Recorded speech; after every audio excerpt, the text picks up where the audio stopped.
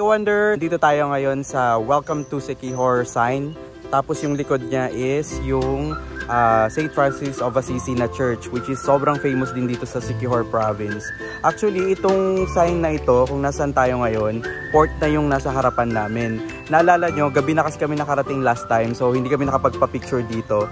So ngayon, bumalik kami dito kasi kumain kami malapit sa border ng San Juan and Siquijor. So tinake chance na namin na pumunta dito para makapag-picture kami dito. Nag-lunch tayo sa may Siquijor Cafe and Hostel dun sa may San Juan. Sobrang sarap ng mga pagkain doon. Ang in-order namin doon is mga pasta, mga pastries, mga rice meals din sila doon. And also yung coffee nila masarap. Syempre yung pastry nila yung sobrang recommended doon kasi freshly baked talaga siya. So yan, pupunta kami ngayon dyan sa loob ng St. Francis of Assisi Church. So here's the facade of St. Francis of Assisi Parish Church here in Siquijor, Siquijor. Actually yung Siquijor province yan and yung Siquijor town yan, which is the center of Siquijor.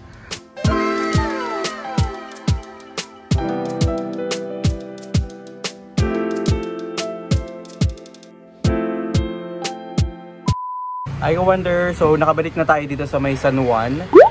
Galing tayo kanina dun sa Siquijor. Tayo sa isang parang local beach nila dito sa may Siquijor.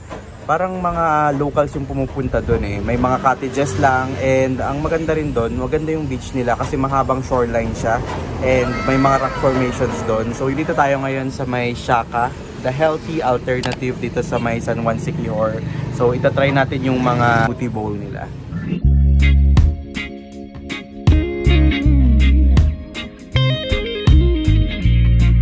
I wonder, so papunta na tayo ngayon sa may Pitogo Cliff. So here's the entrance. So 30 pesos yung entrance fee nila dito. 6 kami kuya. 180. Yan, so nakikita na natin ngayon ang Pitogo Cliff. So nasa harapan na natin siya ngayon. Actually maganda rin mag sunset viewing dito sa area na to. Ayan siya. Ganda, diba? So dalawa yung spot dito na kung saan pwede kayong tumalon. Ito yung isang spot, siguro mga 10 feet yan. And, pero ang clear ng water. And dito yung second spot. Ito 40 feet daw to eh. Ayan, so may mga tumatala na dyan. Ayan, marami rin naliligo. Pero sobrang ganda din. Tapos dito rin yung sunset mamaya.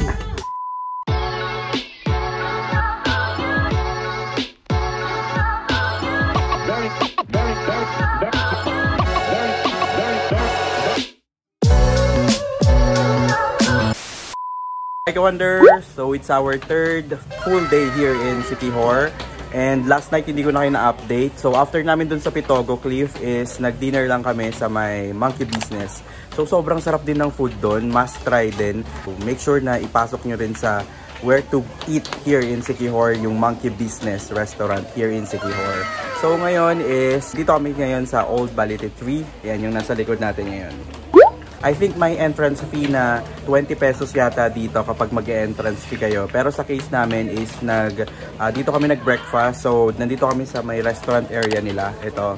Kasi pag nandito naman kayo, overlooking naman, pwede na kayo magpa-picture. So tip ko yun sa inyo na kung ayaw nyo naman talagang lumapit mismo dun sa paahan niya, pwede na kayong kumain dito. May mga nagbibenta naman sila ng cornetto, ice cream yan dyan sa restaurant nila. Tapos tambay kayo. Tapos dito na kayo magpa-picture yan, no, dito sa veranda nila.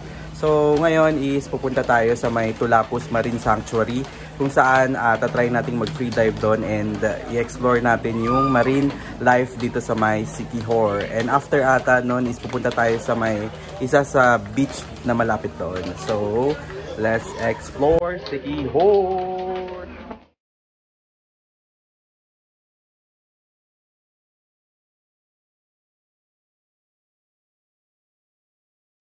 I wonder, so nandito na kami sa entrance ngayon ng Salagdoong Beach. Yan, dito na yan sa Maria, Siquijor. So siguro mga around 40 to 50 minutes away to sa San Juan. And ang ganda ng daan dito, meron yung nadaanan namin na man-made forest. Ito, yan. No? Ito. Wow. Ito yung minivan pala namin, hindi ko pa nakwento sa inyo. Yung minivan na to is nirent namin ng 1,500. Actually, ang kasya dito is 7 packs na siya. And nirent namin siya ng 2 days kasi medyo malayo yung pupuntahan namin, and nakapag-drive naman na kami ng motor last time. So, sulit to kapag group kayo. Welcome to Salagdoong Beach Resort. Dito po, and so entrance fee here in Salagdoong Beach is 50 pesos. Yan, so may parking fee na 50 pesos pag 4 wheels. Tapos 20 pesos naman ang parking fee. 20 pesos kapag sa motorcycle. Tapos kapag tricycle 30. Wow, so nandito na tayo sa Salagdoong Beach. So, yan yung beach nila dito. Actually, resort to eh. May mga accommodation, cottages sila rin dito na ino-offer. Yan, accommodation din nila yung part na yan. And dito yung spot na kung saan parang cliff yata yan. Pwede kayong mag-cliff jump. So, pupunta tayo dyan. Pwede kayong magpa-picture later. So, going up, kailangan yung umakyat sa stairs din. Papunta sa taas.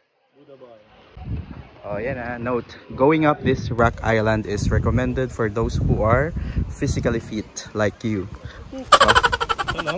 Like you and like you. Go up. Go by the bar. So we're here in Salagdoong Beach. Look how crystal the water is. Andito na tayo sa taas na spot. Yan, dalawa yung cliff diving spot. Isa dito and isa sa part na yun. Every 1 PM daw ino-open itong mga cliff diving spot na to kasi medyo low tide ngayon. So make sure na punta kayo dito ng mga 1 para makatalon kayo dyan.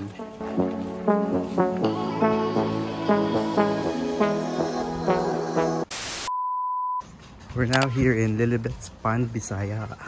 Ito, sobrang famous nila dito. Torta. Wow, may pandi coco. Ano po ito? Ano po ito?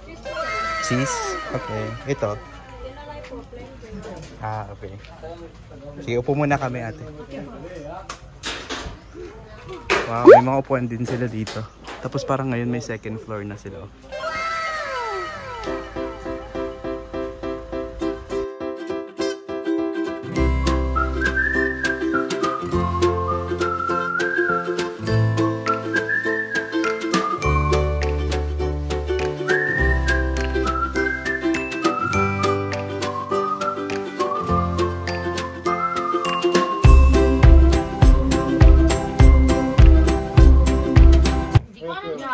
Nandito tayo ngayon sa Lilibet Pan Bisaya. So famous to dito sa may Enrique San Juan. So ito yung bestseller nila, torta. 30 pesos siya isa.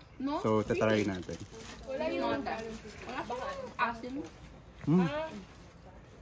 Sarap.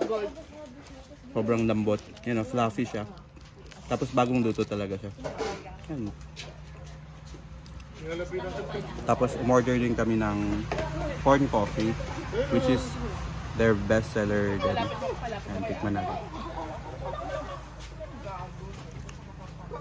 Perfect pair. So kapag punta kayo dito sa Enrique Siquijor, malapit sa Tulapos Marine Sanctuary, tapos nagutom kayo, daan kayo dito sa Lilibet Pan Bisaya.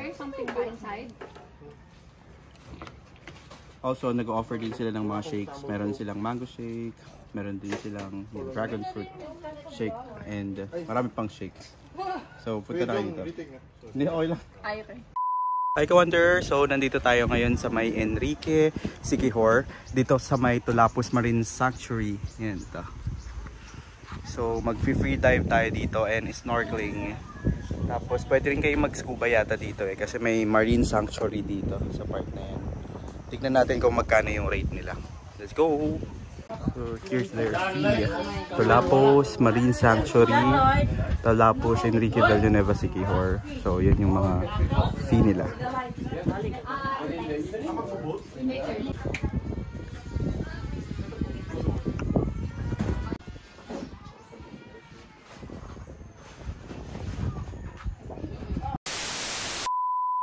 Hi Ka-Wonder! So tapos na kaming mag free dive. Actually free fun dive yung ginawa namin. And it was so fun talaga. Kapag trip nyo yung mga mag scuba diving or mag free dive or yung mga interested kayo sa marine life, perfect yung Tulapus Marine Sanctuary na puntahan dito sa may Siquijor. Kasi sulit talaga, kasi ang gaganda, dami namin nakitang mga corals, mga fish like jackfish, mga ano to? Nakakita pa kami ng shark, pawikan, ganun. First time ko talaga makakita ng mga ganong klase ng marine life. So sobrang sulit na puntahan itong Tulapus Marine Sanctuary. So ngayon pabalik na kami sa San Juan para mag freshen up and mag dinner mamaya. Let's go!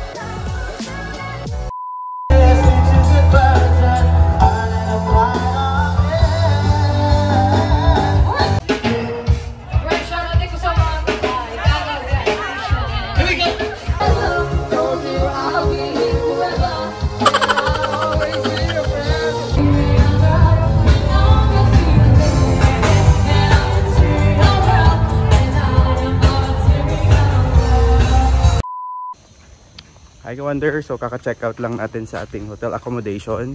So ngayon is magla-lunch lang kami and pupunta na kami ng port.